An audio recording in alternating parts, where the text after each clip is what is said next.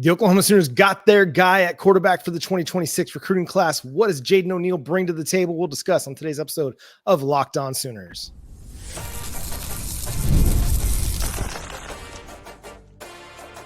You are Locked On Sooners, your daily podcast on the Oklahoma Sooners. Part of the Locked On Podcast Network, your team every day.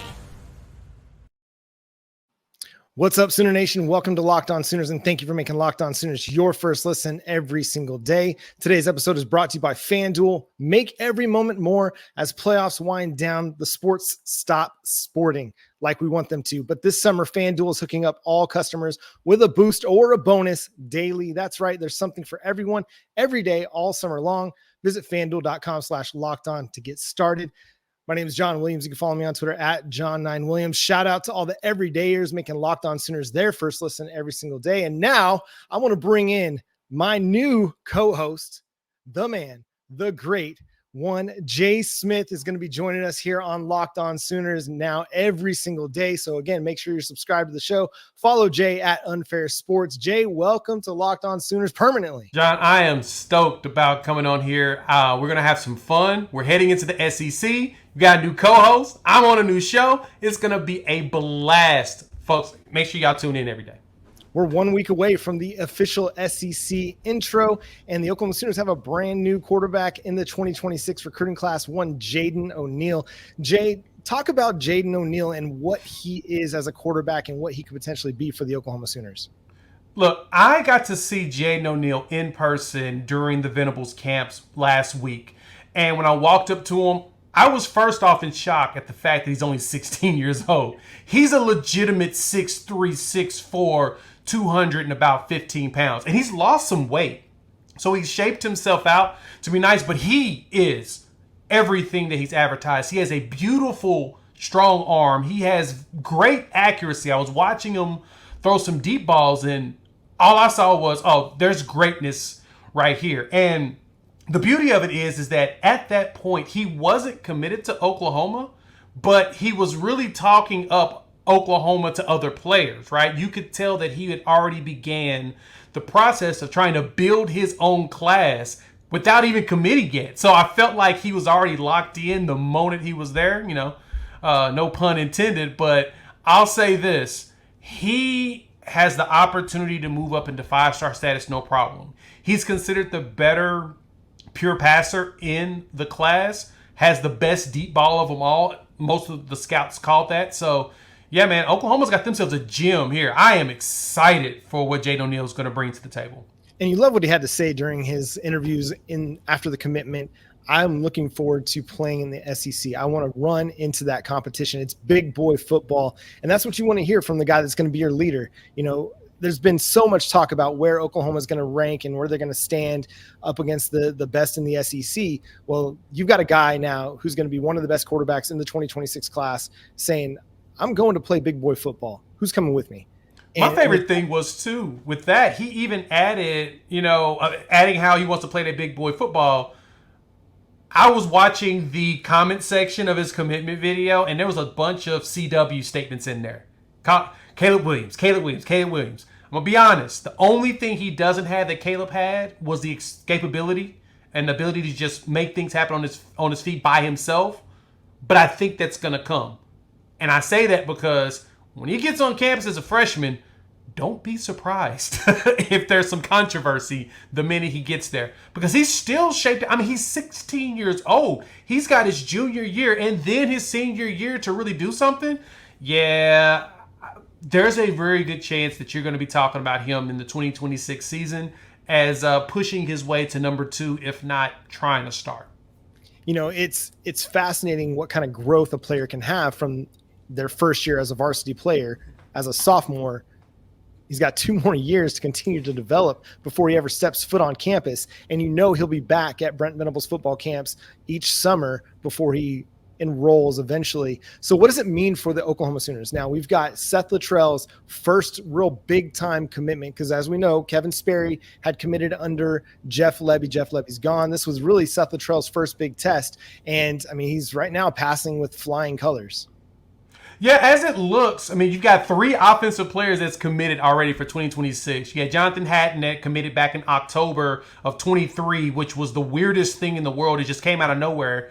My understanding is that even the staff was pretty shocked that this running back decided to commit, but they weren't going to turn him away. I mean, 6 foot, 200 plus pound running back that's a track athlete as well and strong. You're not passing on that, right? And then you had Ryder Mix that came up not too long ago after the camps. Now you're adding this in. So a defensive head coach getting 3 offensive guys to commit a whole cycle ahead of time, it's pretty darn impressive. And just as you mentioned, Seth Littrell now, he's walking in, he has to fill some pretty big shoes, right?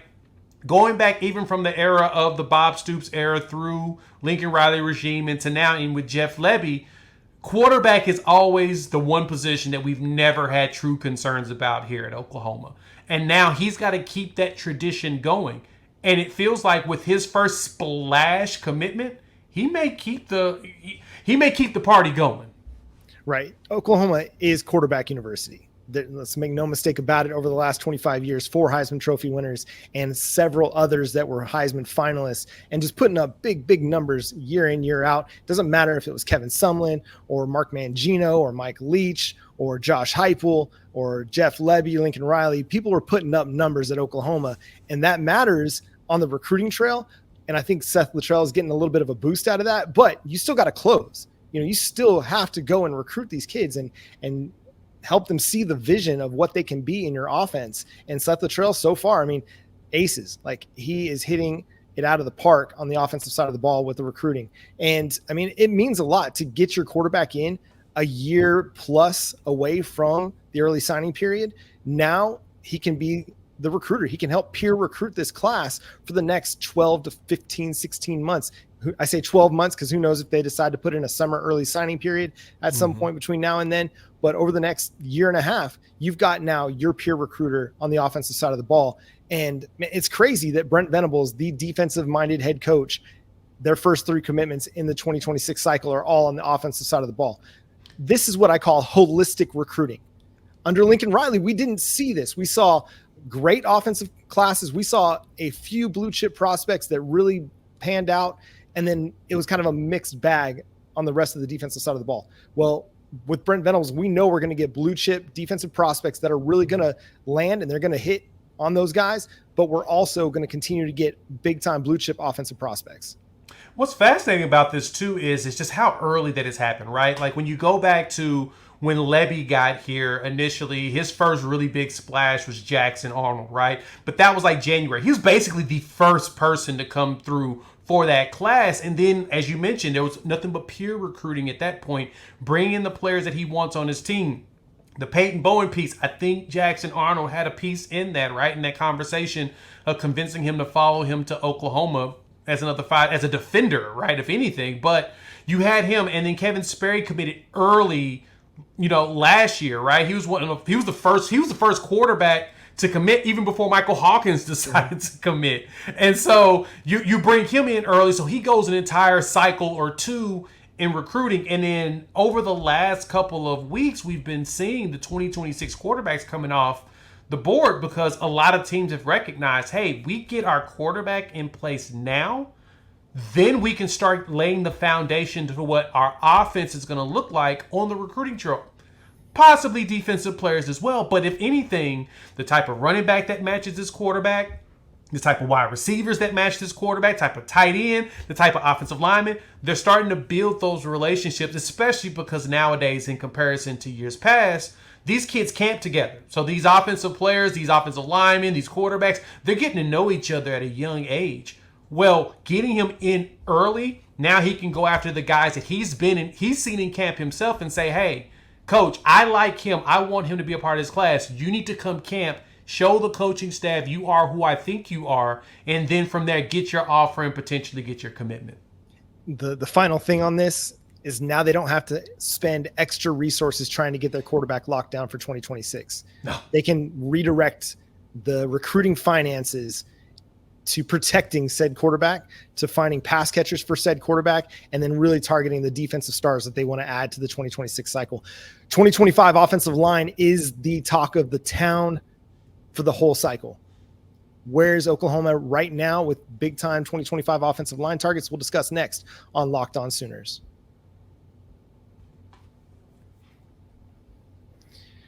I love sports. I love them so much. I never want them to stop. But as the playoffs wind down, we get fewer games and the sports aren't sportsing like I want them to. But FanDuel lets me keep the sports going whenever I want. All I have to do is open the app and dream up bets anytime I'm in the mood. And this summer, FanDuel is hooking up all customers with a boost or a bonus daily. That's right. There's something for everyone every day, all summer long. So head over to FanDuel.com/lockedon and start making the most out of your summer. Right now, the Oklahoma Sooners are not necessarily the favorite to win the national championship. But hey, if you like some of these other odds, Oregon at plus 850, I find really, really intriguing. But hey, maybe you're feeling pretty confident in what Oklahoma's going to do this year. Plus 7,000. You can really get some bang for your buck over there at FanDuel. So again, visit FanDuel.com/lockedon to make every moment more this offseason, getting ready for the college football year. FanDuel.com/lockedon.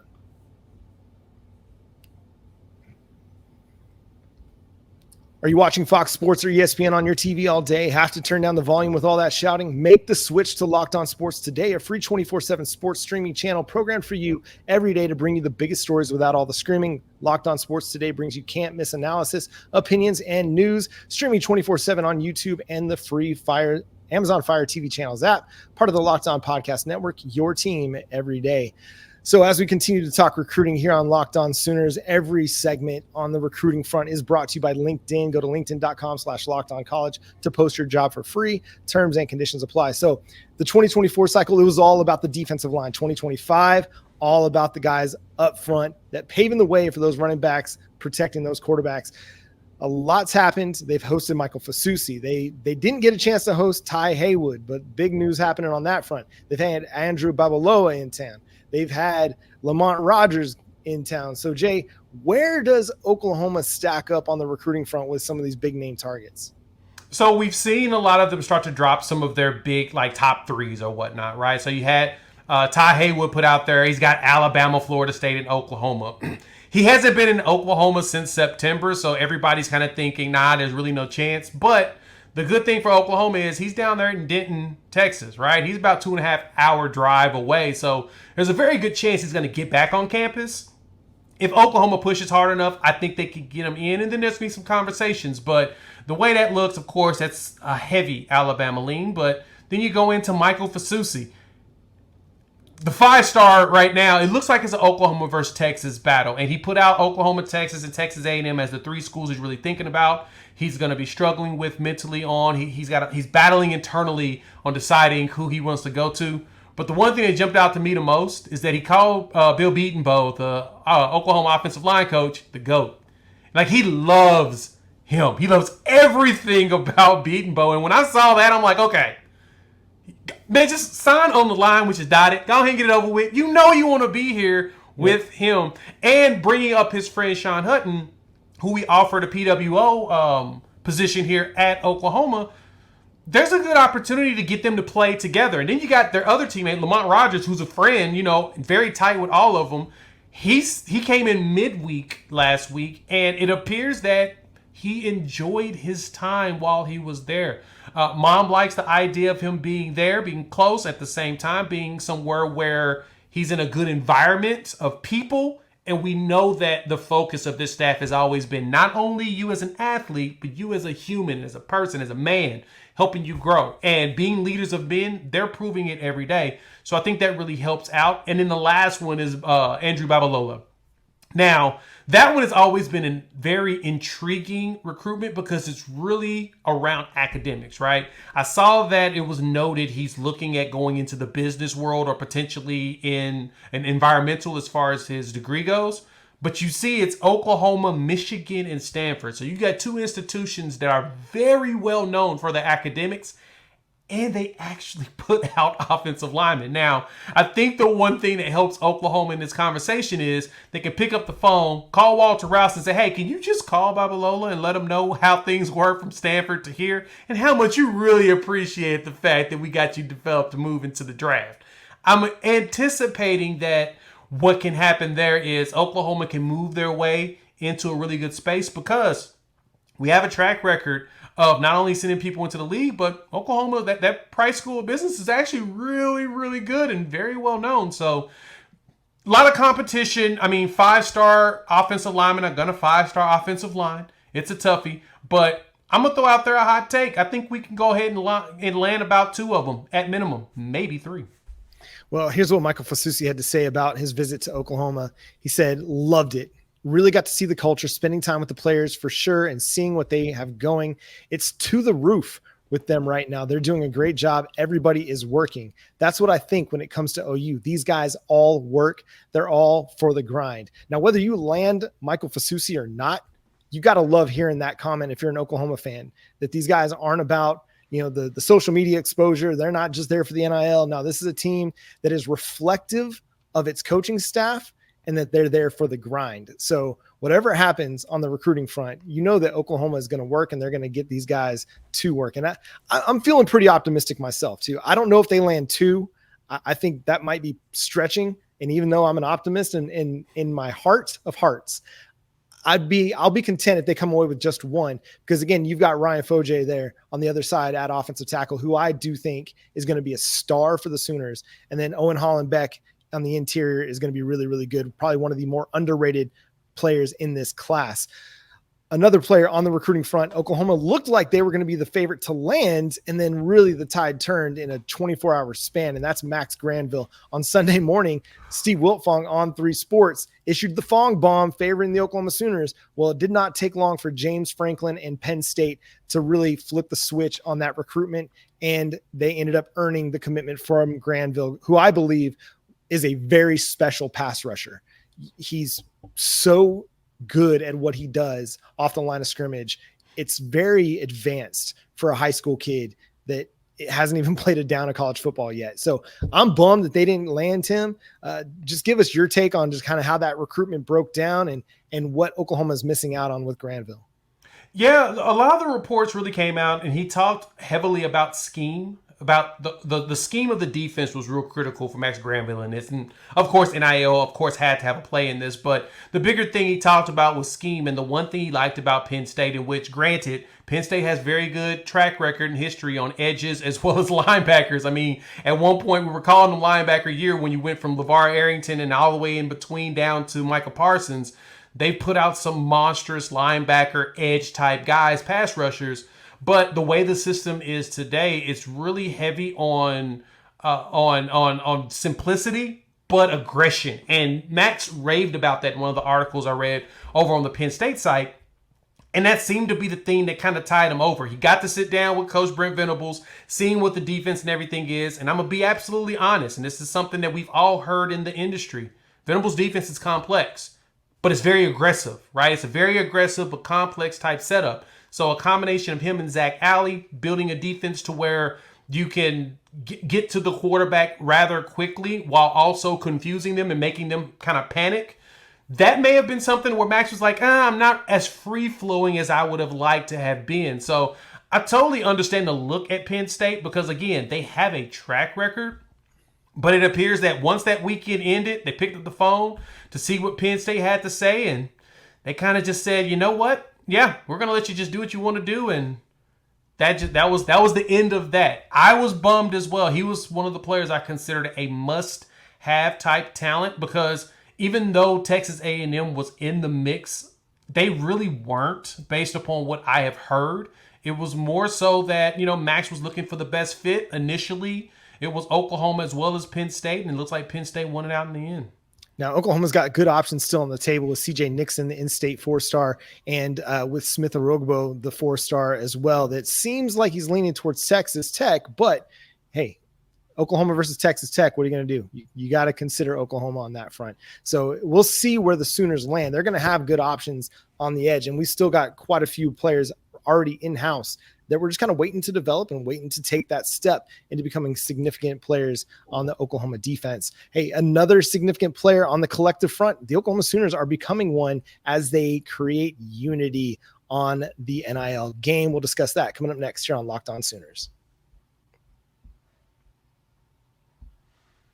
Passion, drive, and patience. The formula for winning championships is also what keeps your ride or die alive. eBay Motors is everything you need to maintain your vehicle and level it up to peak performance. Superchargers, roof racks, exhaust kits, LED headlights, and more. Whether you're into speed, power, or style, eBay Motors has got you covered. With over 122 million parts for your number one ride or die, you'll always find exactly what you're looking for. And with eBay Guaranteed Fit, your part is guaranteed to fit your ride every time or your money back. Because with eBay Motors, you're burning rubber, not cash. With all the parts you need at the prices you want, it's easy to make your car the MVP and bring home huge wins.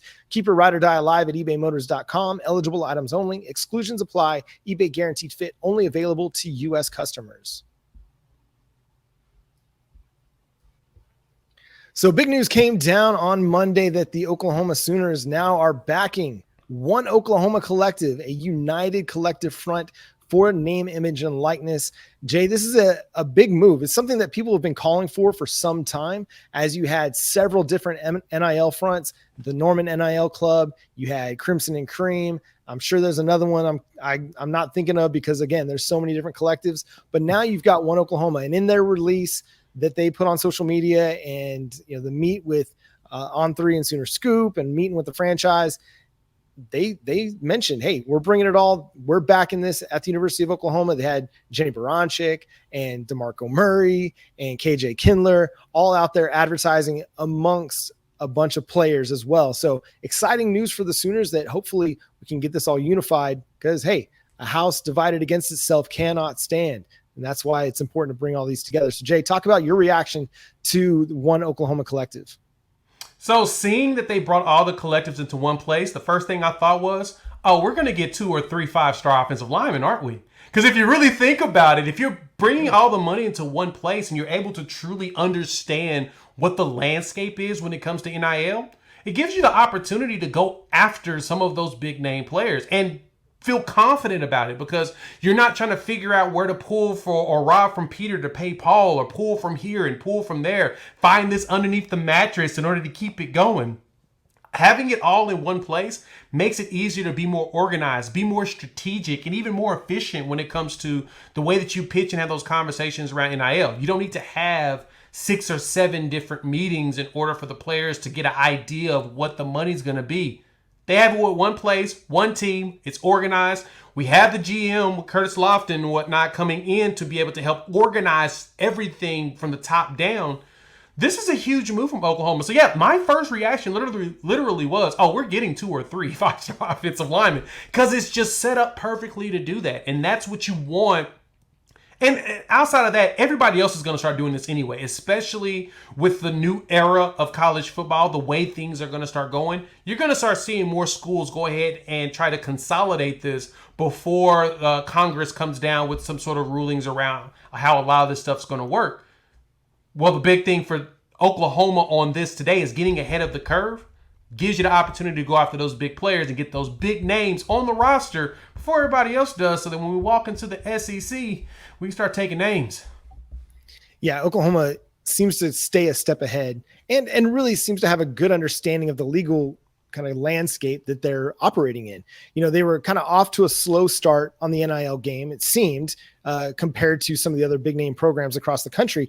But I think part of that was so they didn't run into a Jaden Rashada type of situation like Florida did, where you have a good understanding of what this means, what the legalities of it all are, and you don't put yourself in a situation where you overextend yourself or you overplay your hand or you overcommit to a player and find yourself having to backtrack on some of that stuff. So, it was slow going out of the gate, but now it really feels like Oklahoma's found their stride on the NIL front. You mentioned the Congress aspect of this. They came down with a settlement that, hey, schools are going to be able to pay in-house. Well, then if that's the case, it just makes sense to have the NIL game in-house as well, or at least have some unity and unified front that the program and the university has a hand in to make sure that everybody's on the same page with how this goes. You talked about having the several different meetings. I think that's part of the reason Caden Green is no longer with Oklahoma, maybe among other reasons, but because there was no clear, concise direction that NIL was going with Caden Green, it created confusion. Confusion creates that miscommunication. Miscommunication can create hurt feelings. And when all that happens, even though it's business, sometimes business bleeds over into personal. If you get hurt, you get your feelings hurt with the way things are going down, it's kind of understanding why somebody might walk away. So I think they learn from their mistakes, which, hey, that's to me, tantamount to this whole process is things happen, but you got to learn from things. Yeah, you made a great point there, even bringing up Caden Green, because like you said, it's all about learning from the mistakes of the past and the things that you've done and trying to understand it, because we all know that NIL is still a new ground that everybody's navigating through. Same thing with the transfer portal. Everybody's still trying to understand and figure out what this truly means for them and how they can leverage it. Now, we're not out there like, Clemson and Dabo Swinney saying that we're not going to even touch it.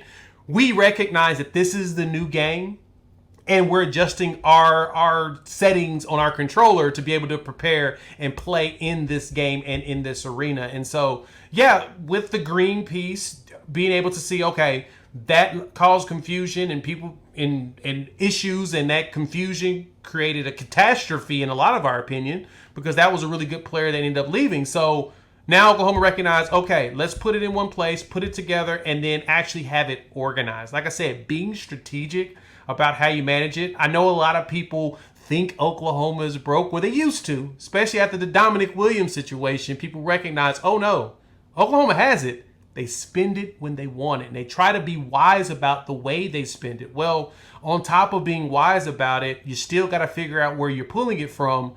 Now it's in one place. You got an idea of checks and balances, and you can really go out there and spend on the players you actually want, in comparison to being forced to spend on players that you aren't truly sure about.